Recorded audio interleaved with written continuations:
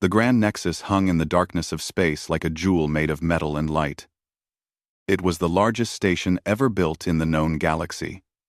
Thousands of ships came and went from its docking bays every hour. Inside its massive halls, representatives from 300 different alien species conducted the business of governing half the galaxy. The Galactic Concordat had ruled for 10,000 years, and its council believed nothing could challenge their power. Today, the council chamber was more crowded than usual. Every seat was filled. The circular room stretched 200 meters across, with balconies rising in tiers around the central speaking floor. Holographic displays floated everywhere, showing data, star maps, and the faces of representatives who attended remotely. The air hummed with 100 different languages being translated in real time. Council Speaker Verath stood at the center of it all. He was Vetharai, a species that looked like walking crystals that caught and refracted light. His body shimmered with colors that showed his emotions to those who knew how to read them. Right now, those colors showed confidence and superiority. He raised one crystalline hand, and the chamber fell silent. "We gather today to address a problem that has grown too large to ignore," Verath announced. His voice was translated into every language simultaneously. "The species called humans have refused our authority for the last time." A wave of agreement swept through the chamber. Clicks, chirps, growls, and sounds that human ears could never process filled the air. The representatives were angry. Humanity had insulted them. Admiral Thexkor of the Corvan Empire stood from his seat. The Corvans were a warrior race. They looked like huge reptiles that walked upright, covered in thick scales and natural armor plating. Thexkor was old, his scales darker than most, marked with scars from 100 battles. He had commanded fleets that conquered 20 star systems. Everyone respected his military knowledge. "The humans are children playing with weapons they barely understand," Thexkor said, his voice a deep rumble. "They have existed in space for less than 200 years. My family has served the Empire for longer than their entire civilization.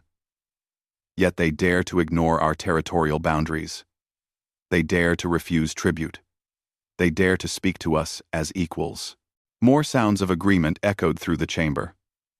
A representative from the eldest minds, beings of pure energy that existed in containment suits, spoke next.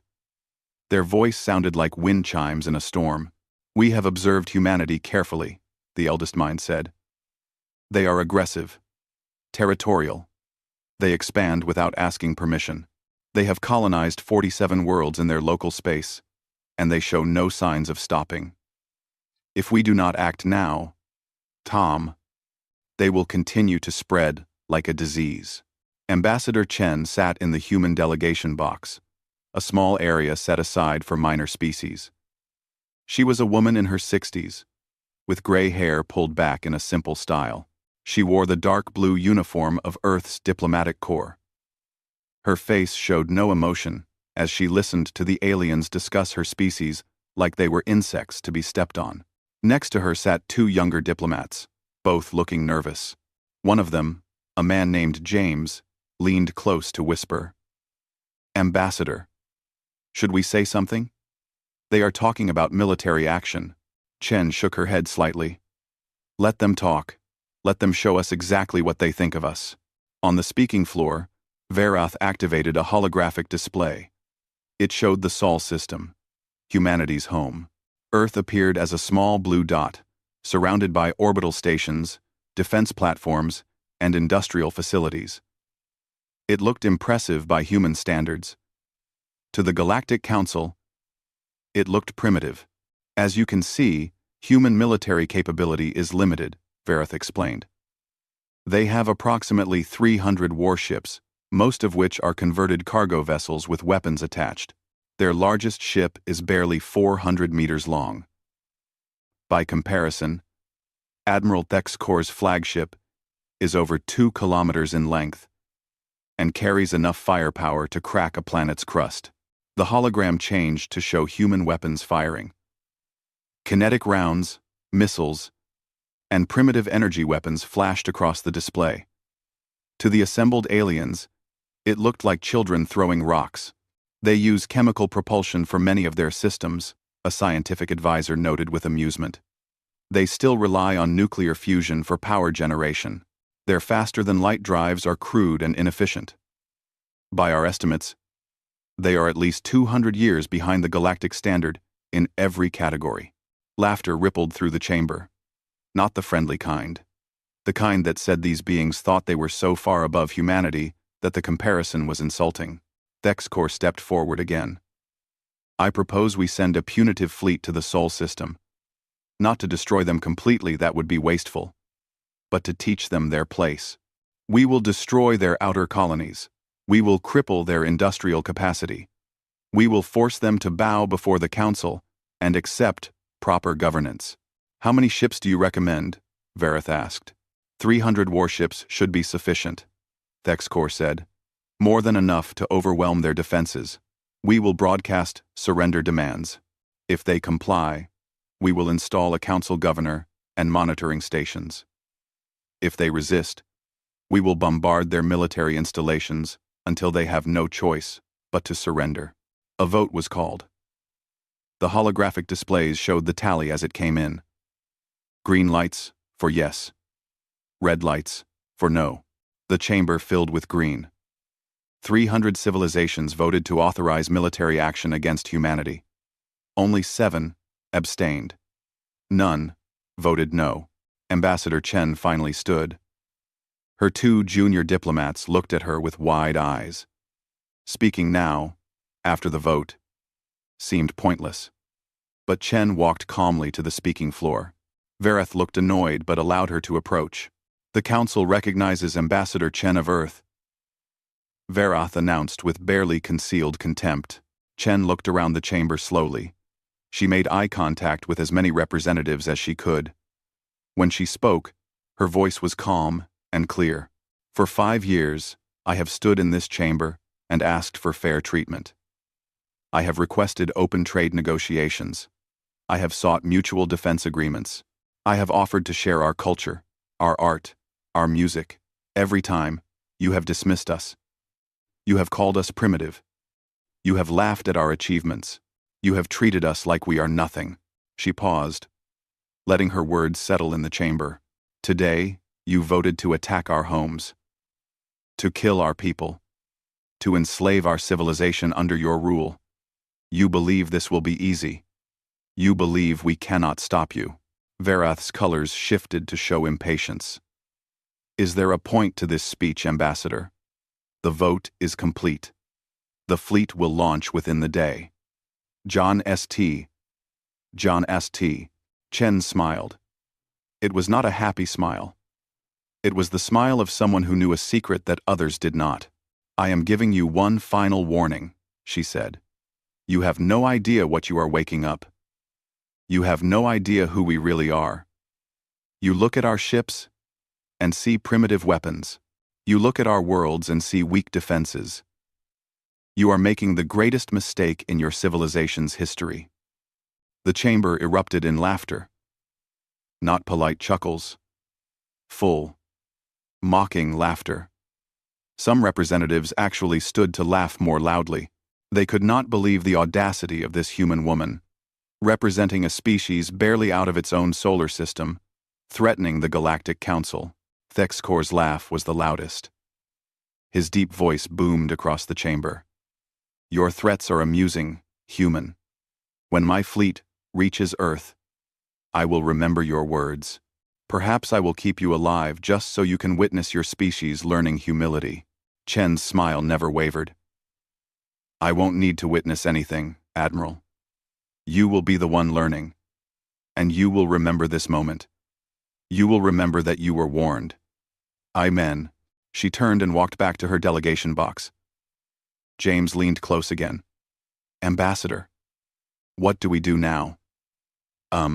Now? Chen said quietly, sitting down and folding her hands in her lap. Now we watch. Now we wait. Now we let them discover exactly what happens when you threaten humanity's home. On the speaking floor, Vareth was already organizing the logistics.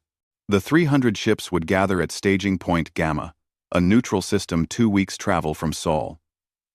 From there, they would make the final jump into human space. Thexcor would command the operation personally. It would be a show of force that humanity would never forget. The representatives filed out of the chamber, already celebrating their victory. Some discussed what resources they would claim from human space after the conquest. Others talked about which human worlds would make good vacation destinations once they were properly civilized. All of them were confident. Only a few noticed that Ambassador Chen was still smiling as she left. In the human delegation office, a small room tucked away in a forgotten corner of the Grand Nexus, Chen sealed the door behind her staff. She walked to a secure communication terminal and entered a long encryption code. The screen flickered to life, showing the seal of the United Earth Space Command. Ambassador Chen, authentication confirmed. A voice said from the speaker. Execute Protocol Midnight Sun, Chen said calmly. They took the bait. The fleet is forming exactly as predicted. 300 ships, commanded by Admiral Thexcor of the Corvan Empire. They will stage at Gamma and then jump to Sol. There was a pause on the other end. Then, a woman's voice, cold and precise, responded. Confirmed, Ambassador. Admiral Vasquez sends her regards. The Ghost Fleet is in position. We will be ready to welcome our guests. Chen allowed herself a real smile now. Tell the Admiral to make it memorable. Let them see what happens when you underestimate humanity. Let them learn that we are not the prey they think we are. Message acknowledged. Earth. Command out. The screen went dark. Chen sat in the quiet office for a long moment. Her junior diplomats stared at her with confused expressions. They had no idea what Protocol Midnight Sun meant. They had never heard of the Ghost Fleet. They did not know the secrets that Earth had been keeping from the galaxy. What happens now, Ambassador? James finally asked. Chen stood and poured herself a drink from a small cabinet. Human whiskey, saved for special occasions. She raised the glass in a toast to the empty air. Now, James, we give them exactly what they asked for. They wanted to see humanity's true nature. They wanted to test our strength. They wanted to teach us our place in the galaxy. She took a sip of the whiskey. Instead, we are going to teach them a lesson they will never forget. We are going to show them what 300 years of human warfare evolution looks like when applied to a galactic scale. Outside the office, the Grand Nexus continued its daily business. Ships came and went. Aliens conducted trade and politics. The great machine of galactic civilization turned as it always had, confident in its power and permanence. None of them knew that in the darkness between stars, 8 massive warships hung in perfect silence. Cloaked, waiting, watching. Each one larger than anything the Galactic Council had ever built. Each one carrying enough firepower to end civilizations. Each one crewed by humans who had trained their entire lives for this moment. The trap was set. The prey was coming. And humanity was about to show the galaxy that they had drastically, fatally, underestimated who the real predators were. Admiral Thexcor stood on the bridge of his flagship, the Time's dominant Fang Asterisk, and watched with satisfaction as the fleet assembled around him. 300 warships hung in the darkness of space at Staging Point Gamma, each one a masterpiece of Galactic Council engineering. Battle cruisers, destroyers, carriers, and support vessels formed a perfect military formation that stretched for thousands of kilometers. This was power. This was strength. This was what 10,000 years of galactic civilization could produce when it chose to enforce its will. Status report, Thexcor commanded. His tactical officer, a younger Corvan named Zexthar, consulted his displays. All ships report ready for jump, Admiral. Weapons charged. Shields at full strength. The fleet is formed and awaiting your command. Thexcor nodded. He had spent 3 days gathering this force, pulling ships from various council member fleets. The Corvans provided the heavy battlecruisers. The Vitharii contributed fast attack ships with advanced energy weapons. The Rexian Collective sent carriers full of fighter craft. Even some of the minor species had sent ships, eager to participate in what everyone believed would be an easy victory. Send the final jump calculations to all vessels, Thexcor ordered. We will emerge at the edge of the Sol system, exactly as planned. Humans will see us coming. They will have time to panic, time to realize resistance is futile. Only then will we broadcast surrender terms. Around the bridge, his crew worked efficiently. They had done this many times before. The Corvan Empire had conquered worlds for centuries before joining the Galactic Council. This was routine, but something nagged at Thexcor's mind. A small voice that whispered doubt. He remembered Ambassador Chen's face, her smile, her absolute confidence even as she stood before 300 civilizations that voted to crush her people. Warriors knew confidence when they saw it. Chen had not been bluffing or putting on a brave face. She had genuinely believed what she said. Thexcor shook his head, dismissing the thought. Humans were young, inexperienced. They knew nothing of real warfare on a galactic scale. Chen's confidence was just ignorance. She would learn. Admiral, we are receiving a priority message from Grand Nexus, his communications officer announced. Speaker Verath wishes to address you before the fleet jumps. A hologram materialized in front of Thexcor. Verath's crystalline form shimmered with colors of anticipation and eagerness. Admiral Thexcor, the Council wanted to wish you success in this mission. Make it quick. Make it decisive. Show these humans what happens when a primitive species defies galactic authority. It will be done, Speaker, Thexcor replied. Within 3 days, humanity will be kneeling before the Council. Excellent. Oh, and Admiral? Try to minimize casualties. They are more useful as laborers than corpses. Once they understand their place, they might contribute something valuable to galactic civilization. The hologram faded. Thexcor turned back to his displays. 3 days. That was generous. He expected the operation to take less than 1. All ships report ready, Admiral, Zexthar announced. Then let us end this farce. All ships, jump on my mark. 3, 2, 1. Mark. The stars twisted. Space folded. 300 warships disappeared from staging point Gamma and reappeared at the edge of the Sol system. 14 billion kilometers from Earth's sun. Immediately, sensors across the fleet began scanning.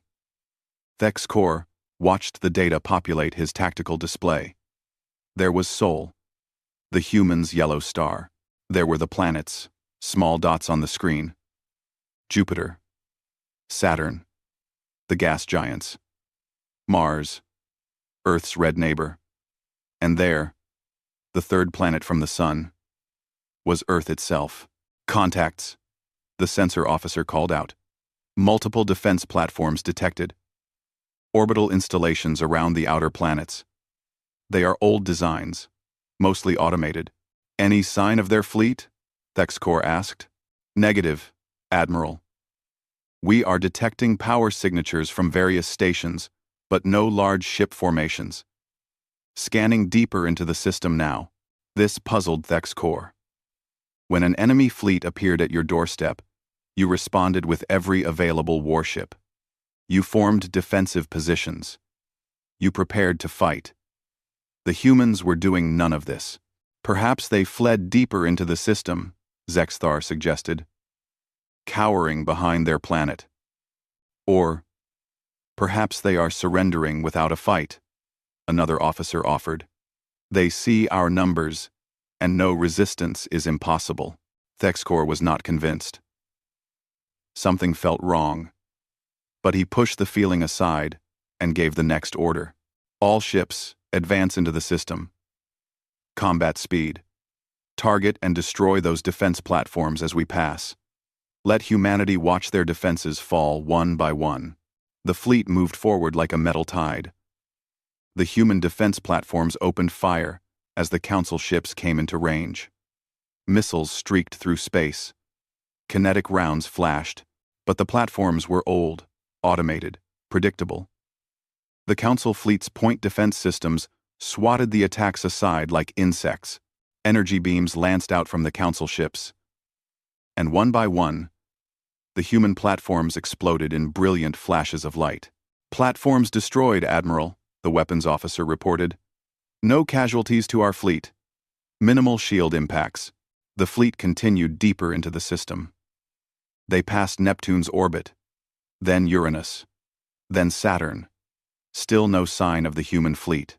"This is too easy," Thexcor muttered. "Sir? Where are their ships? Even if they planned to surrender, they would position their fleet somewhere we could see it. Show some pride. This is wrong. Maybe their fleet is hiding behind one of the planets?" someone suggested. "Our sensors would detect them," the sensor officer said confidently. "We are using active scanning across the entire system. Nothing larger than a civilian transport is showing up." But something bothered the sensor officer too. He ran diagnostic checks on his equipment. Everything was working perfectly. Yet he had a strange feeling. Like something was watching them. Like eyes were on them from the darkness. "Continue scanning," Thexcor ordered. "Double-check everything. Humans may be primitive, but Ambassador Chen was too confident. She knew something. The fleet crossed Jupiter's orbit. They were now in the inner system, approaching Mars. Earth was just beyond. A journey of a few more hours at their current speed. Far above and below the ecliptic plane where planets orbited. In the cold darkness where no ships normally traveled, 8 massive objects hung in perfect silence. They had been there for weeks. Waiting, watching, recording every movement the Council fleet made. These were not civilian ships. They were not converted cargo haulers with weapons bolted on. These were purpose-built instruments of war, designed by a species that had spent 300 years perfecting the art of killing. The UESC Times Reckoning Times was the largest of them. She measured 2.8 kilometers from bow to stern. Her hull was not made of simple metals, but of composite materials that absorbed and deflected energy. Her skin was studded with hundreds of weapon ports, each one capable of firing rounds that could crack a moon. Her reactors produced enough power to supply a small city, and every watt of that power could be directed into weapons or shields or engines that could accelerate the massive ship like a fighter craft. On the Times Reckoning's Times Bridge, Admiral Elena Vasquez watched the tactical display with cold, calculating eyes. She was 52 years old, with short, dark hair going gray at the temples. Her uniform was spotless. Her posture was perfect. She had commanded ships for 30 years. And before that, she had been a fighter pilot. She knew space combat the way a musician knew their instrument. "The Council fleet has destroyed the automated platforms," her tactical officer reported. Lieutenant Commander Park was young but brilliant. He had graduated top of his class from the Mars Naval Academy. "They are proceeding toward Mars orbit exactly as predicted." "Of course they are," Vasquez said quietly. "They think this is already won. They see easy targets and assume that is all we have." Around her, the Times Reckoning's Times Bridge crew worked in focused silence. These were professionals. Every one of them had trained for years for this moment. They knew the Council fleet outweighed them 300 to 8. They did not care. They had confidence in their ship, their training, and their commander. "Status of Ghost Fleet?" Vasquez asked. "All ships report ready, Admiral," Commander Sarah Chen replied. She was the Admiral's executive officer, no relation to Ambassador Chen but just as competent. "Cloak fields holding at 100%. The Council fleet still shows no sign of detecting us. Every team. Good. How long until they reach the engagement zone?" 2 hours, 17 minutes at current speed, Admiral." Vasquez nodded. She had planned this operation down to the second. The engagement zone was a specific area of space around Mars, where the Ghost Fleet could decloak in perfect encirclement of the enemy, where every advantage would belong to humanity. She activated a communication channel that connected her to the other 7 dreadnought captains. Their faces appeared on her display. Captain Rodriguez, of the Times. Vengeance. Asterisk. Captain Okonkwo, of the Times. Defiant asterisk. Captain Tanaka, of the Times. Relentless asterisk. Captain O'Brien, of the Times. Indomitable asterisk. Captain Zhao, of the Times, Sovereign asterisk. Captain Al-Rahman of the Times, Unconquered asterisk. Captain De Leon of the Times, Retribution asterisk. 7 ships, 7 captains. Each one a veteran of dozens of operations. Each one ready to show the galaxy what human warfare really looked like. This is Admiral Vasquez. Final status check. 1 by 1, the captains reported. All systems green. All weapons ready. All crews at battle stations. Good. Vasquez said. You all know the plan. When I give the decloak order, you will have 0.3 seconds to acquire targets and fire. The Council fleet will be in disarray. They will panic. Use that panic. Hit them hard. Hit them fast. Show them no mercy until they surrender. And if they don't surrender, Admiral? Captain Rodriguez asked. Vasquez's expression hardened. Then we show them what happens when you threaten Earth. We send them a message written in fire and destruction that the galaxy will never forget. We make absolutely certain that no one ever makes the mistake of underestimating humanity again. The captains nodded. The communication ended. Vasquez turned back to her main display, watching the Council fleet advance like lambs to slaughter. Admiral, Lieutenant Park said hesitantly. Permission to speak freely? Granted. They outnumber us almost 40 to 1. Even with our technology advantage, those are terrible odds. Vasquez looked at the young officer. She understood his concern. On paper, this was suicide. 8 ships against 300. But Park did not understand what she understood. What every human military officer learned in their training. Lieutenant, let me tell you about humanity, Vasquez said. For thousands of years, we fought each other, nation against nation, army against army. We developed weapons that could end all life on our planet. We built strategies and tactics refined across centuries of brutal warfare. We learned how to win against overwhelming odds because our survival depended on it. She gestured to the display showing the Council fleet. Those ships out there? They were built by civilizations that have been at peace for centuries. They fight minor skirmishes and police actions. They follow doctrine that has not changed in 1,000 years. They have forgotten what real war looks like. Vasquez's smile was cold and predatory. We never forgot. We took everything we learned from human history, every battle, every strategy, every hard lesson purchased with blood, and we applied it to space warfare. These ships are not just technology. They are weapons wielded by a species that has never stopped being warriors. Today, the galaxy learns what that means. Park nodded slowly, understanding dawning in his eyes. Now, Vasquez said, turning back to her display. Let us show them. All ships, maintain cloak. Wait for my signal. When we decloak, we give them exactly 5 seconds to realize they made a terrible mistake. Then we introduce the Galactic Council to human warfare. The Times. Reckoning Times and her sister ships hung in the darkness, invisible and waiting.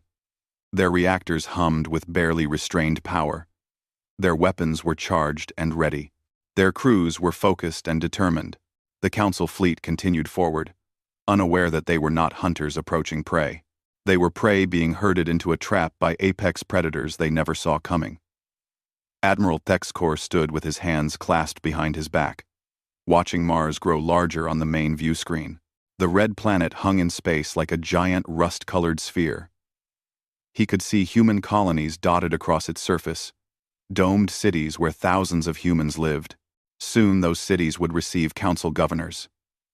The humans would learn to serve their betters. Sir, we have reached optimal position, Zexthar reported. Mars orbit achieved. All ships are in formation. We are ready to broadcast the surrender demand. Thexcor nodded with satisfaction. The fleet had arranged itself in a victory formation around Mars. It was a traditional council display of power. Ships arranged in perfect geometric patterns that demonstrated military precision and overwhelming force. From the surface of Mars, humans would look up and see 300 warships surrounding their planet. They would know. Resistance was futile. Open a channel to Earth, Thexcor commanded. All frequencies. I want every human with a radio to hear this. The communications officer worked his console. Channel open, Admiral. Broadcasting on all frequencies. Thexcor drew himself up to his full height. This was a moment he would remember forever. The day humanity learned humility.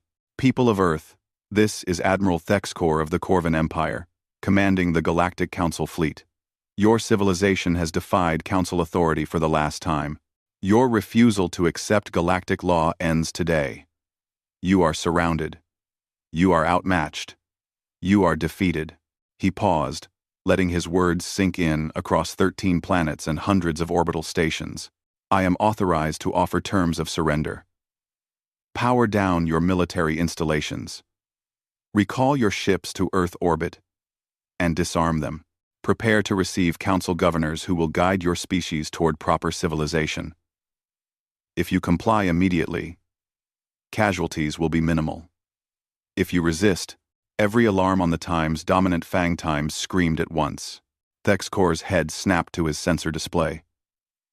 His tactical officer was staring at his screen with wide eyes, full of shock and disbelief. Contacts, the sensor officer shouted. Multiple massive contacts. They are appearing all around us. What? Where? Thexcor demanded. Everywhere, sir. Above us, below us, on all sides. They just appeared from nowhere. 8 massive signatures. On the view screen, space itself seemed to shimmer and tear. Reality twisted. And then, they were there. 8 ships. Each one enormous. Each one bristling with weapons. Each one painted in the dark gray and blue colors of the United Earth Space Command. They had materialized in a perfect sphere around the Council fleet, encircling the 300 ships like a cage. The largest ship hung directly above the Time's dominant Fang asterisk, close enough that Thexcor could see details on its hull. He stared up at it with dawning horror. It dwarfed his flagship. The Time's dominant Fang Times was 2 kilometers long, and he had always thought it was massive. This human ship was nearly 3 kilometers from bow to stern and twice as wide. Its hull was covered in angular plates that absorbed light rather than reflecting it. Weapon ports dotted its surface like the eyes of a spider. Along its side, in letters 5 meters tall, was painted its name. Shields up. All weapons. Target those ships, Thexcor roared. But even as his crew scrambled to respond, a voice cut across every communication channel in the Council fleet. A human voice. Female. Cold as the void of space. Council fleet. This is Admiral Elena Vasquez of the United Earth Space Command. You came to our home. You threatened our people.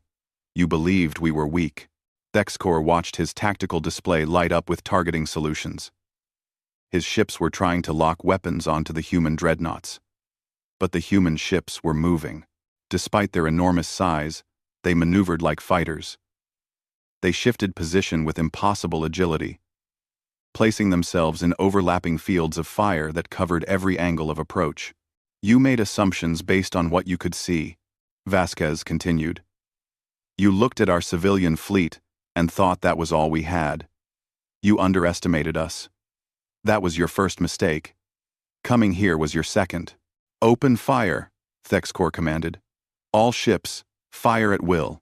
300 warships opened fire simultaneously. Energy beams lanced through space. Missiles streaked from launch tubes.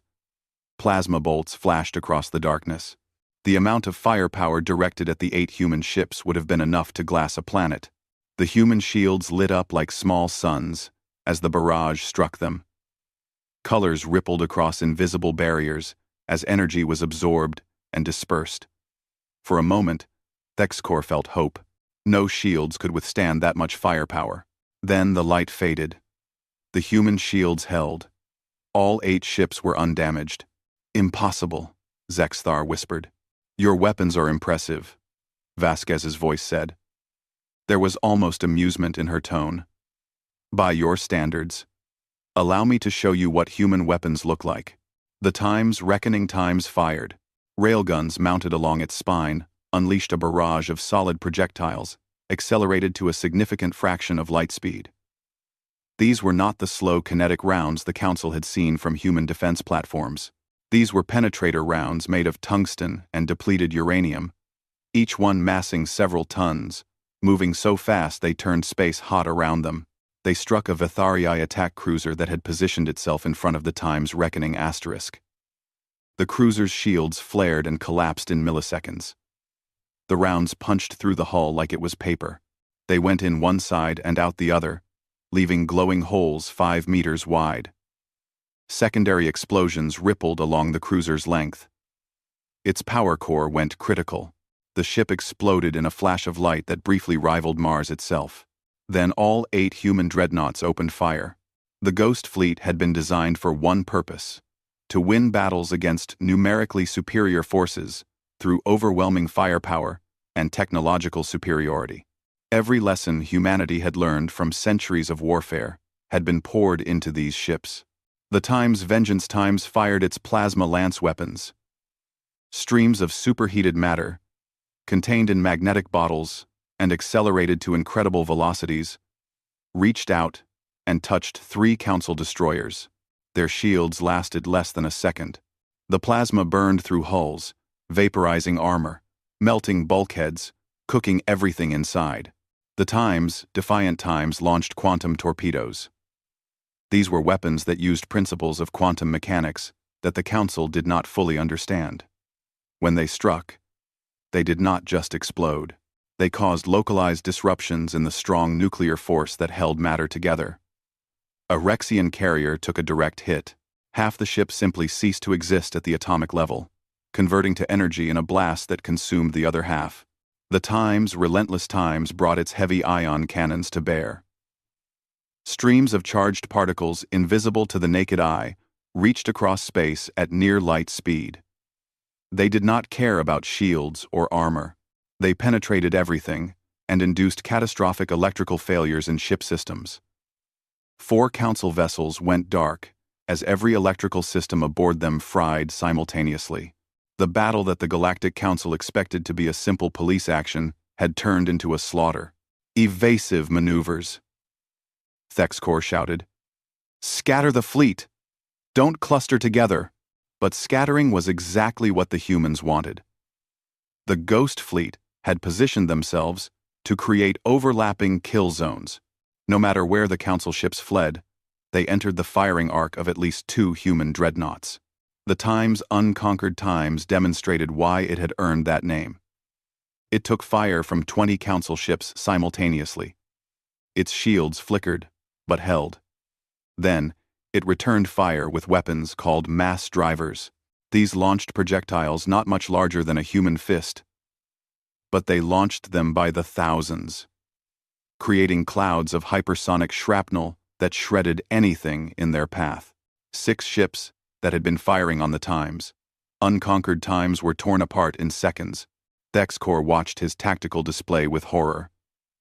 In less than 5 minutes, he had lost over 40 ships. 40 ships. And the humans had not lost a single vessel. Their shields were holding against everything the Council threw at them. "Sir, we need to retreat," Zexthar said urgently. "We cannot win this battle. We outnumber them," Thexkor roared. 300 ships against 8. "We have to." The Times Dominant Fang Times shook violently. Alarms blared. The main lights went out, replaced by emergency red lighting. "We have been hit," someone shouted. "Multiple impacts, shields at 40%. Thexkor looked up at the view screen. The Times, Reckoning Times, loomed there, its weapon ports glowing with deadly light. As he watched, Another barrage of railgun rounds streaked out. His ship rocked again. He grabbed onto his command chair to avoid being thrown to the deck. Shields at 15%. Hull breaches on decks 7 through 12. We have casualties. This was impossible. This could not be happening. The Corvan Empire had conquered worlds. He had commanded victorious fleets for decades. How were these humans, these children barely out of their home system, destroying his forces? Another Council battlecruiser exploded. Then, two more. The human ships moved through the battle space like predators among prey. They chose targets methodically. They did not waste shots. Every time they fired, Council ships died. All ships, form up on my position. Thexcor commanded. Concentrate fire on the nearest human vessel. If we focus our firepower, Admiral, the times sovereign path times is gone, and the times eternal might asterisk. And the times glorious dawn asterisk. 3 more capital ships. Gone. Just like that. The times reckoning times moved closer to the times dominant fang asterisk. Vasquez's voice came over the comm again. Admiral Thexcor, I am going to give you a choice. Surrender now. And I will allow your surviving ships to leave. Continue fighting. And I will destroy every single vessel in your fleet.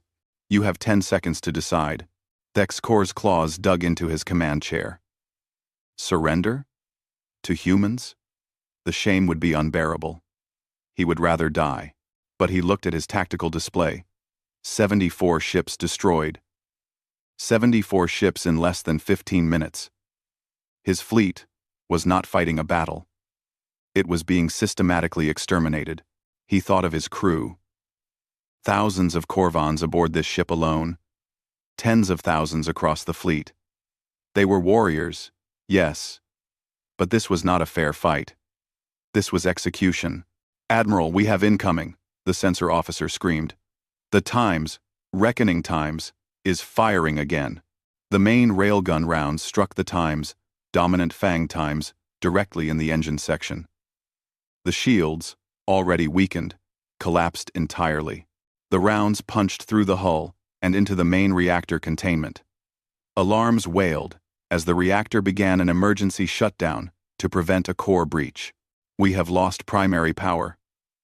Engines offline. Weapons offline. We are dead in space. Thexcor felt his pride crumble. He was beaten. Completely, utterly beaten. By a species he had thought was primitive. Signal the fleet, he said quietly. Cease fire.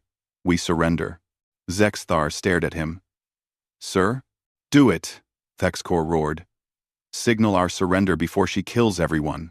The message went out across all Council frequencies. The word that no Corvan admiral had spoken in 300 years. Surrender. One by one, the remaining Council ships powered down their weapons. They sat in space, surrounded by debris and bodies and the shattered remains of over 100 warships. The human dreadnoughts held their fire but maintained targeting locks on every surviving vessel. Vasquez's voice came across the comm one more time. Cease fire. All human ships, maintain targeting solutions but hold fire. The shooting stopped. The sudden silence was deafening. Atmosphere vented from breached hulls. Emergency beacons wailed from escape pods. Council fleet, you will remain in position, Vasquez ordered. You will not move. You will not power up weapons. You will not attempt to flee. Any ship that tries to leave will be destroyed. Is that understood? Any ship. Understood, Thexcor said, his voice hollow. He looked at his bridge crew. They were staring at their displays in shock. They had left staging point Gamma confident and victorious. They would return home defeated and humiliated. If they returned home at all, on the bridge of the times, reckoning asterisk. Admiral Vasquez allowed herself a small smile of satisfaction. The battle had gone exactly as planned. The Council fleet had reacted predictably. The humans had demonstrated overwhelming superiority. Damage report, she ordered. Asterisk Vengeance Times reports minor shield damage, already regenerating. All other ships report no significant damage. We are at 95% combat effectiveness across the fleet, Admiral. Vasquez nodded. 8 ships had faced 300. They had destroyed or disabled 112 enemy vessels. The remaining ships had surrendered. And the Ghost Fleet had barely been scratched. Send a message to Earth Command. Vasquez said. Inform them that the Council fleet has been neutralized. Sol system is secure. Message sent, Admiral. Vasquez looked at the view screen. At the broken Council fleet drifting in space. This was just the beginning. Now came the hard part. Now humanity had to show the galaxy that this was not luck or surprise. This was what happened when you threatened human worlds. Prepare to receive prisoners, she ordered. And someone bring me Admiral Texcor. I think it is time he learned exactly what the humans he tried to conquer are really capable of. The shuttle carrying Admiral Texcor approached the UESC Times, reckoning times with 2 human fighter escorts flanking it on both sides. Through the viewport, Texcor could see the massive dreadnought growing larger. Up close, it was even more intimidating than it had been during the battle. Every surface was functional and purposeful. No decorative elements. No wasted space. This was a machine, built for war. By a species that understood war. The shuttle entered a hangar bay that could have fit the Time's dominant Fang Times inside it with room to spare. As they landed, Texcor saw rows of human fighters, dropships, and small attack craft. There were hundreds of them. An entire air force contained within this one ship. Admiral, we have landed, the pilot said quietly. Texcor stood on shaking legs. He was not afraid of death. Corvans were warriors. But he was afraid of shame. He had led 300 ships against 8. And been destroyed. The story would be told for generations. His name would be synonymous with failure. The shuttle door opened. A squad of human Marines stood outside in full combat armor. The armor made them look bigger than they were. But Texcor could see through the helmet visors. Young faces. Determined eyes. These were not the primitive warriors the Council had expected. Admiral Texcor, the squad leader said. Please come with us. Admiral Vasquez is waiting. They walked through corridors that seemed to stretch forever. Texcor noticed everything. The walls were lined with conduits and access panels. But everything was organized and efficient. Crew members passed them without a second glance. Some were humans. Others were different species that Texcor recognized. He saw a Zenthari engineer, a species that usually worked for the Council. He saw a Hickson technician. They wore human uniforms and worked alongside human crew as equals. You allow aliens on your warships? Texcor asked. The Marine leader glanced back. Anyone who wants to serve humanity is welcome. We judge people by their actions, not their species. Some of our best officers are not human. This surprised Texcor. The Council kept species separated in their fleets. Each race commanded their own ships. The idea of mixed crews was unusual, but as he watched the crew work, he saw efficiency that matched or exceeded anything in the Council fleet. They reached a large door marked Admiral's Conference Room. The door slid open, and Texcor was led inside. The room was dominated by a large table with chairs around it. Holographic displays floated in the air, showing tactical readouts, ship positions, and casualty reports. At the head of the table sat Admiral Elena Vasquez. She was smaller than Texcor expected. Humans were not large creatures compared to Corvans, but the way she looked at him made him feel like he was facing something far more dangerous than physical size could measure. Admiral Texcor, Vasquez said, gesturing to a chair. Please sit. Texcor sat awkwardly. The human chair was not designed for his body shape. Vasquez watched him with eyes that missed nothing. Do you know why I asked you here? Vasquez asked. To gloat over your victory? Texcor said bitterly. No. Vasquez said calmly. to show you something, to make you understand something. Then, you are going to take that understanding back to the Galactic Council. She activated a holographic display. It showed the battle they had just fought, but from a different perspective. Sensor recordings from the human ships. Thexkor watched himself issue orders. He watched his fleet move into position around Mars. He watched them fall into the trap so perfectly that it seemed choreographed. "We knew you were coming," Vasquez said. "We knew when you would arrive, how many ships you would bring, and where you would position yourself. We have been monitoring Council communications for years. Your encryption is adequate against other Council species. It is pathetic against human intelligence services." Thexkor felt his scales prickle with embarrassment. They had been watched. The whole operation had been transparent to the humans. Vasquez changed the display. Now it showed construction yards. Massive facilities in space where ships were being built. Thousands of workers and construction drones assembled hull plates and installed weapons. Thexkor saw dozens of dreadnoughts in various stages of completion. "What you fought today was not our military," Vasquez said. "It was our defense fleet. 8 ships assigned to protect the Sol system. We have 40 more dreadnoughts deployed across human space. We have 100 more under construction. And we have shipyards that can produce them faster than you can destroy them." She changed the display again. This time it showed what looked like a massive ring structure being built in deep space. "This is Shipyard Omega. When it is complete in 2 years, it will be capable of producing 5 dreadnoughts simultaneously. We are building 3 more facilities like it."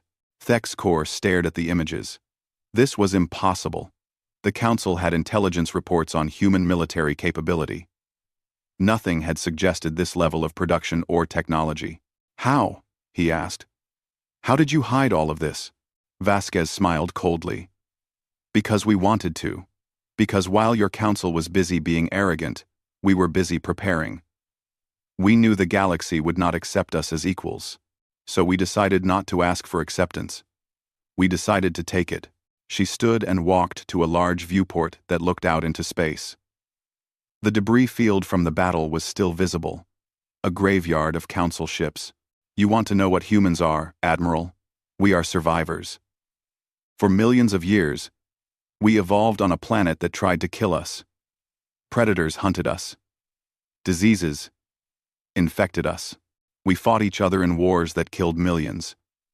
And we learned. Every generation learned from the last. We developed weapons. We developed strategies. We became the apex predators of our world." Vasquez turned to face him. "Then we went into space. And we met you. The Galactic Council. Hundreds of species that have known peace for centuries. Species that forgot what real warfare looks like. You thought we were primitive because our ships looked old. You thought we were weak because we did not have your energy weapons. You made the fatal mistake of judging us by your standards, instead of understanding us on our terms." She activated another display. This one showed Earth itself. The blue planet, hanging in space. Every human child studies military history. We teach them about ancient battles, about tactics and strategies developed thousands of years ago. We teach them about the mistakes civilizations made when they became complacent. We teach them that the price of peace is constant vigilance and overwhelming force.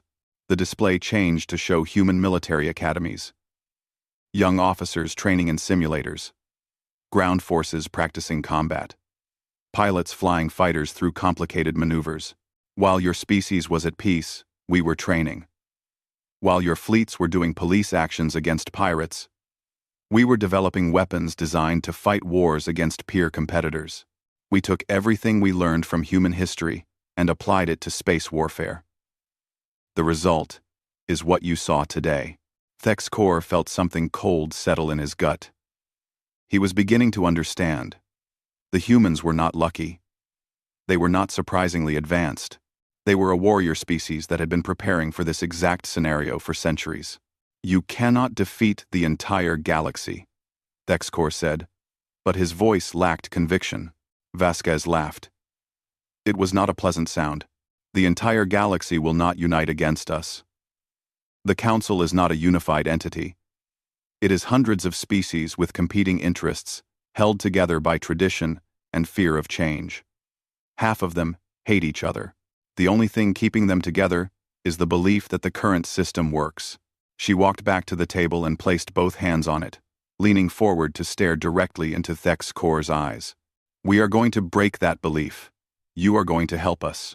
I will not betray the Council, Thexcor said with as much dignity as he could manage.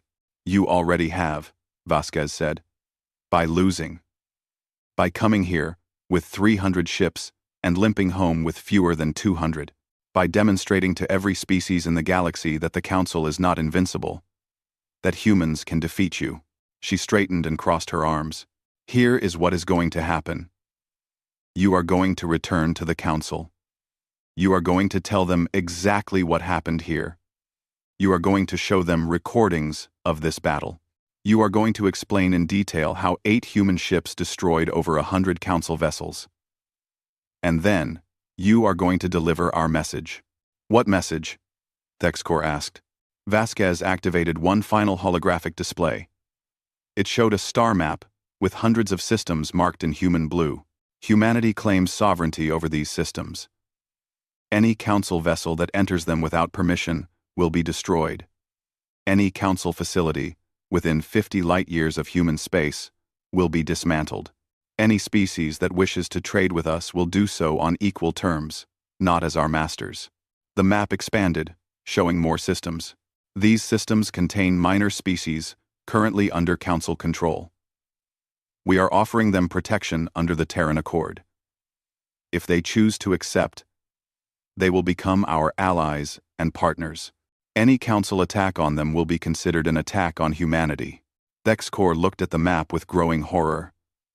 Humanity was not just defending themselves. They were building an empire. They were directly challenging Council authority over dozens of systems. The Council will never accept this, he said. Then the Council will be destroyed. Vasquez replied simply. We have identified every major military installation, every shipyard, and every Council homeworld. If you choose war, we will strike all of them simultaneously. Your capitals will burn. Your fleets will be scattered.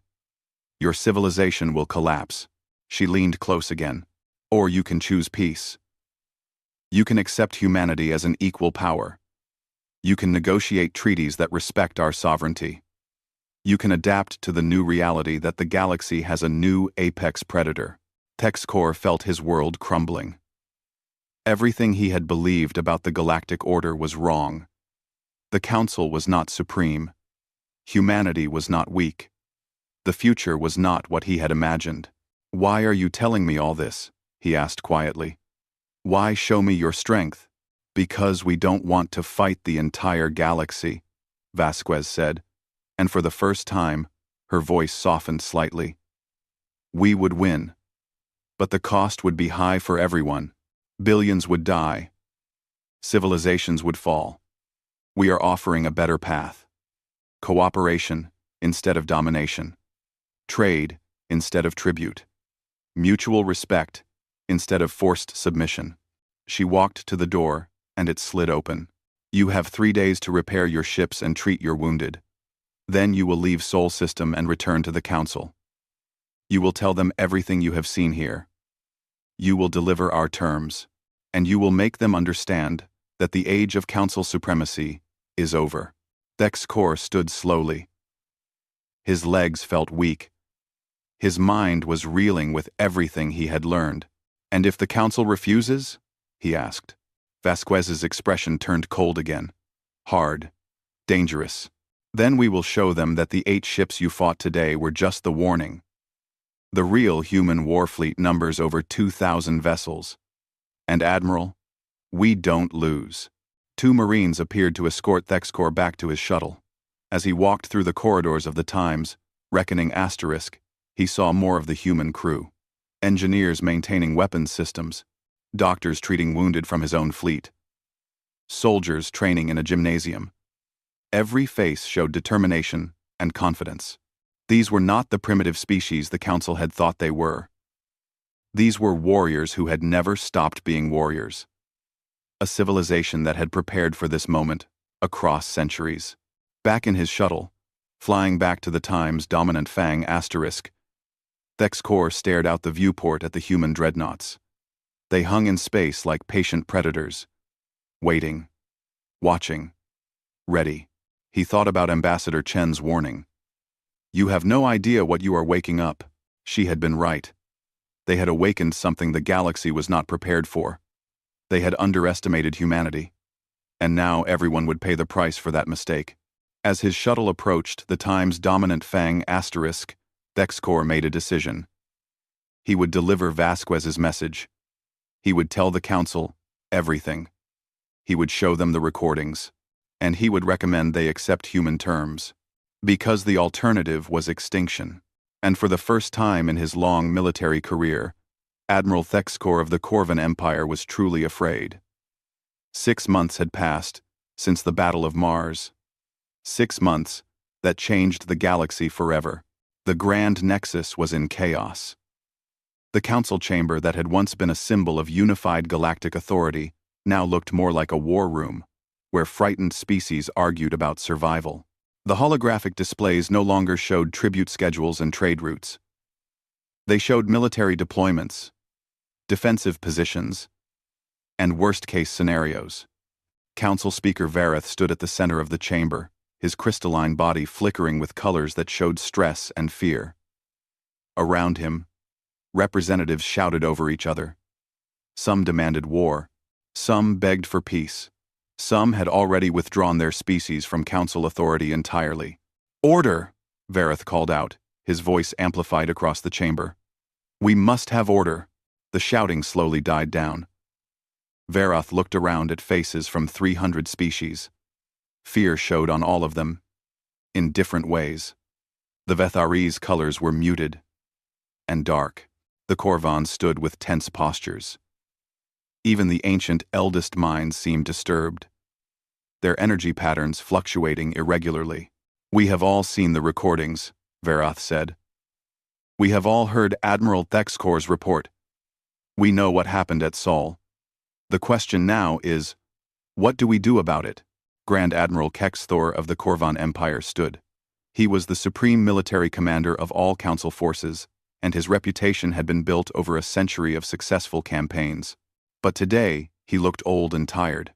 "I have analyzed the battle data extensively," Kexthor said. "I have consulted with our best tactical minds. The conclusion is unavoidable. If we engage humanity in direct military conflict, we will lose." Angry sounds erupted across the chamber. A Vethari war leader stood, his body blazing with red colors of fury. "Unacceptable. We outnumber them thousands to 1. How can 8 ships defeat us?" "Because those 8 ships represent a level of military sophistication we do not possess," Kexthor replied bluntly. "Human weapons are more advanced. Human shields are stronger. Human tactics are superior. They have been studying warfare for their entire existence, while we have been at peace. The technological gap is enormous." He activated a holographic display showing comparative data. Human weapons efficiency, shield strength, ship maneuverability. Every metric showed human superiority.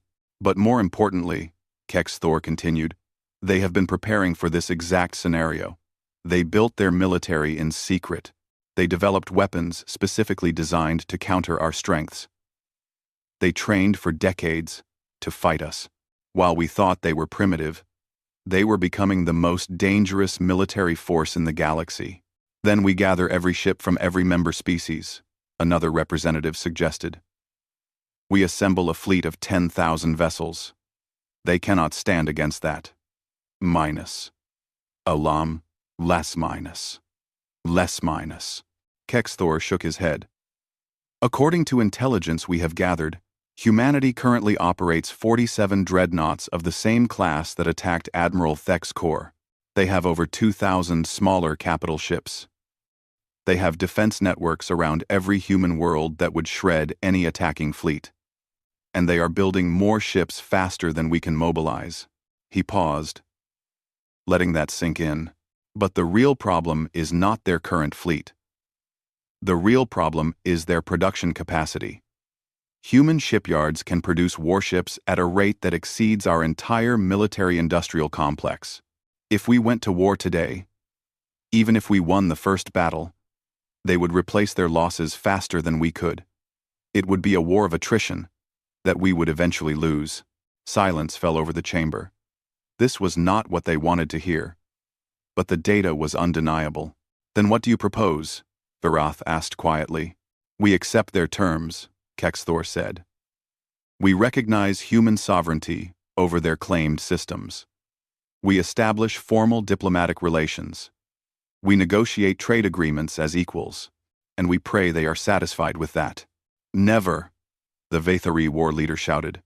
We do not negotiate with primitives. They are not primitives, a new voice said. Ambassador Chen walked onto the speaking floor.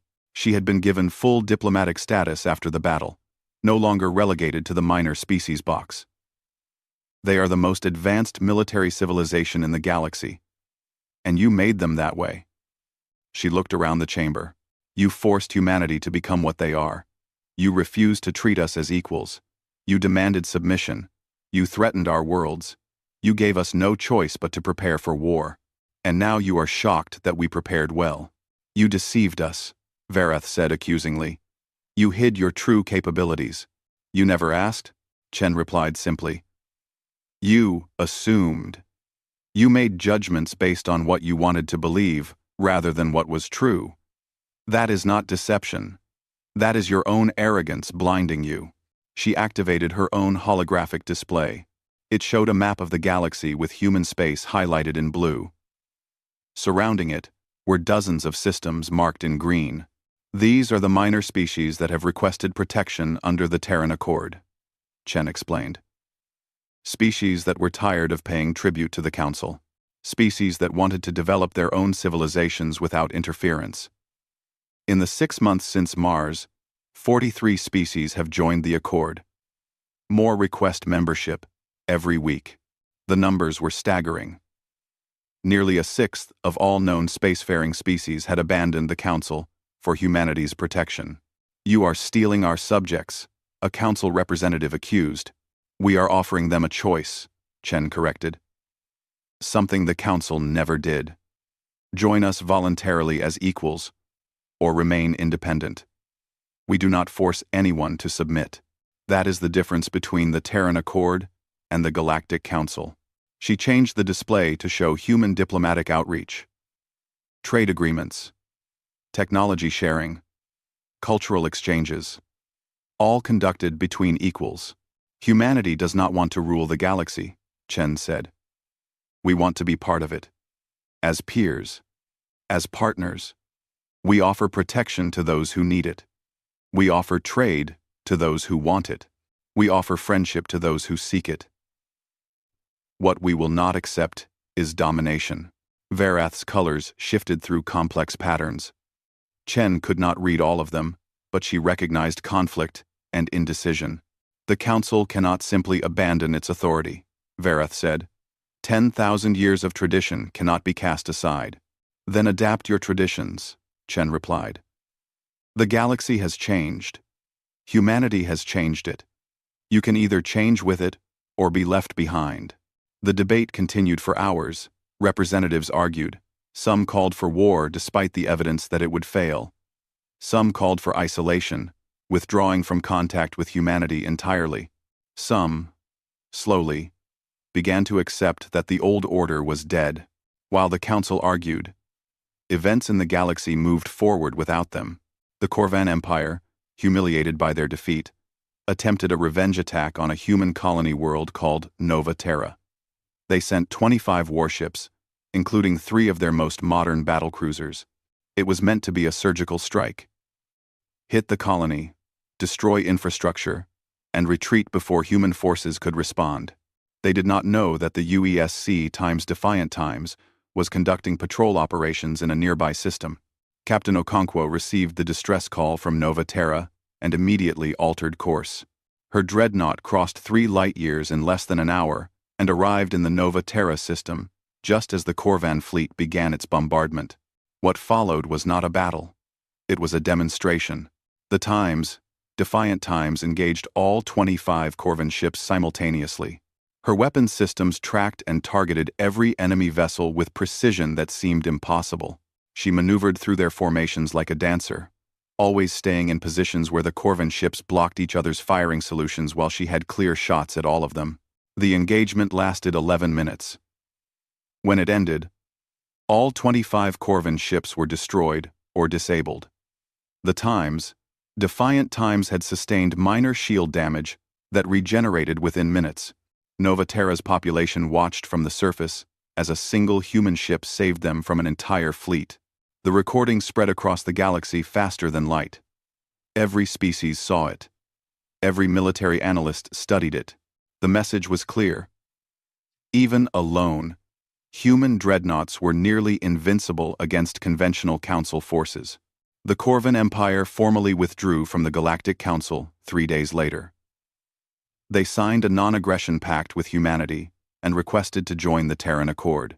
The empire that had conquered 20 systems across centuries had been humbled in 6 months. Other species followed. Some because they feared human military might. Others because they were attracted to the Accord's promise of equality and voluntary association. The Council was hemorrhaging members. 2 months after Nova Terra, Ambassador Chen stood once again in the Council chamber. But this time, the atmosphere was different. The anger was gone. The arrogance was gone. What remained was resignation and pragmatic acceptance. The Galactic Council has deliberated, Vareth announced.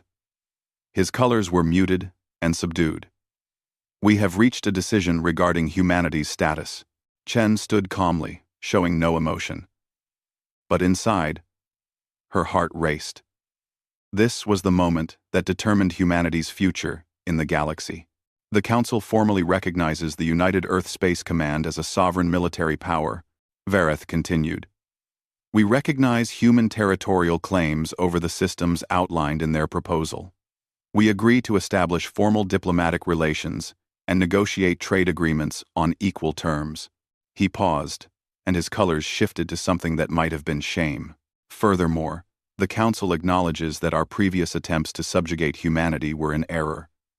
We apologize for the loss of life and extend our respect to those who fell defending their homes. The chamber was silent. An apology from the Galactic Council was unprecedented.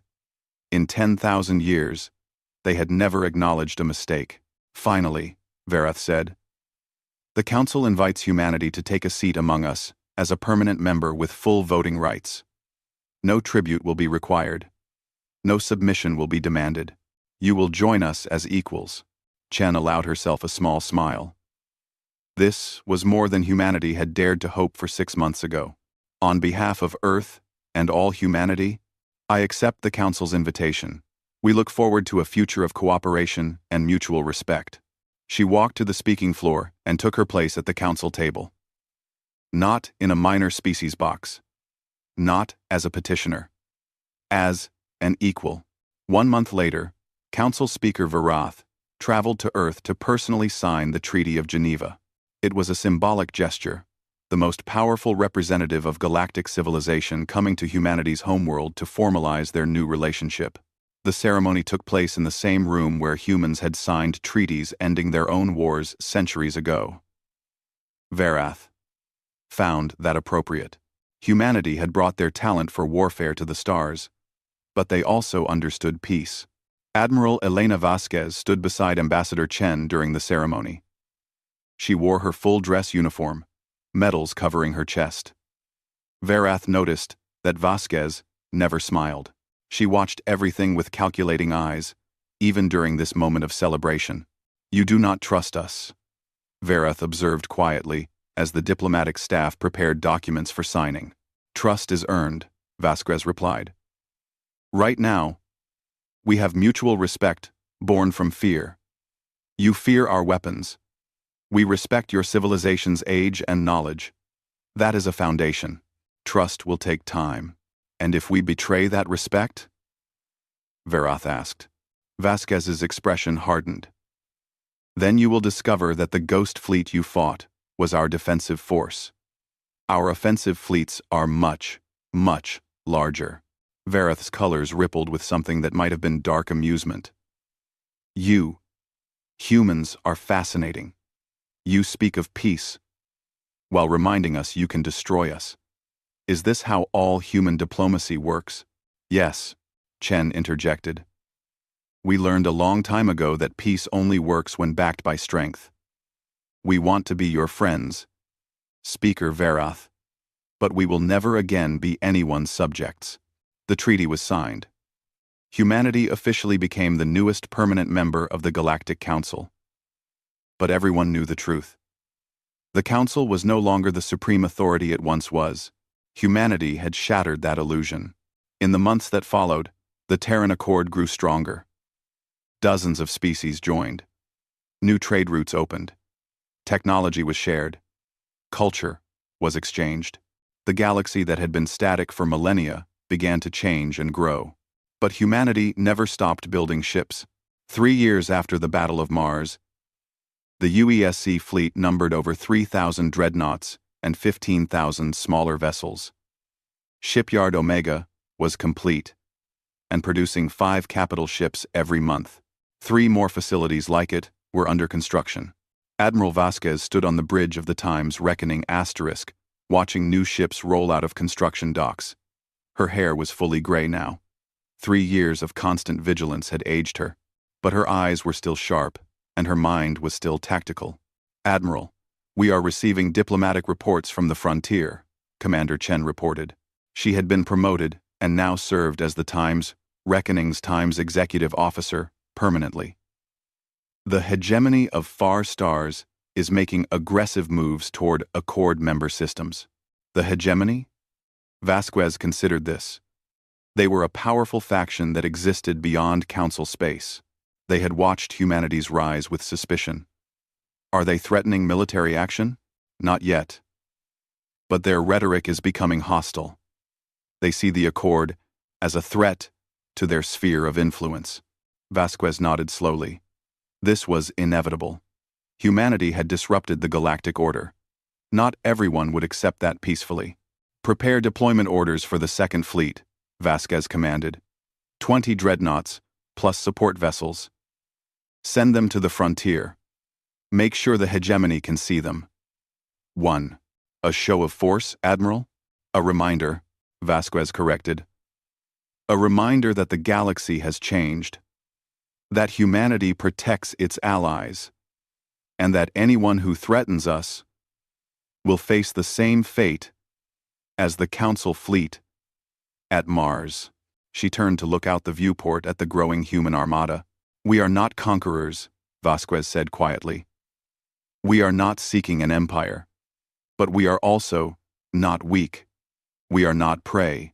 We are apex predators who have learned to coexist peacefully with others.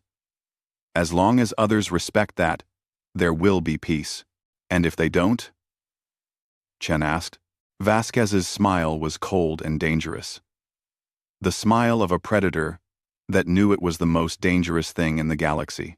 Then we remind them why you should never, ever underestimate humanity. Far below, on Earth's surface, children looked up at the stars and dreamed of exploring them. They did not know about the battles their parents and grandparents had fought. They did not know about the terror the galaxy once felt at humanity's rise. They only knew that humanity was strong, that humanity was respected, that they could travel the stars without fear because human ships guarded every frontier. The age of Council supremacy was over. The age of human ascendancy had begun, and the galaxy would never be the same. In the Council chambers on the Grand Nexus, species that once demanded tribute now negotiated as equals. The Galactic Council still existed, but its nature had fundamentally changed. It was no longer a tool of domination. It had become a forum for cooperation, and in the center of it all, Ambassador Chen sat at the council table, a human among aliens, representing a species that had gone from being dismissed as primitives to being feared as the most powerful military force in known space. She often thought about that day 6 months before the battle, when she warned the council they had no idea what they were waking up. She had been right. They woke up a sleeping giant. A species that had been preparing for this moment across its entire history. Humanity had shown the galaxy what it truly meant to be the apex predator, and the galaxy had learned to respect that. Because in the end, strength was the only universal language, and humanity spoke it fluently.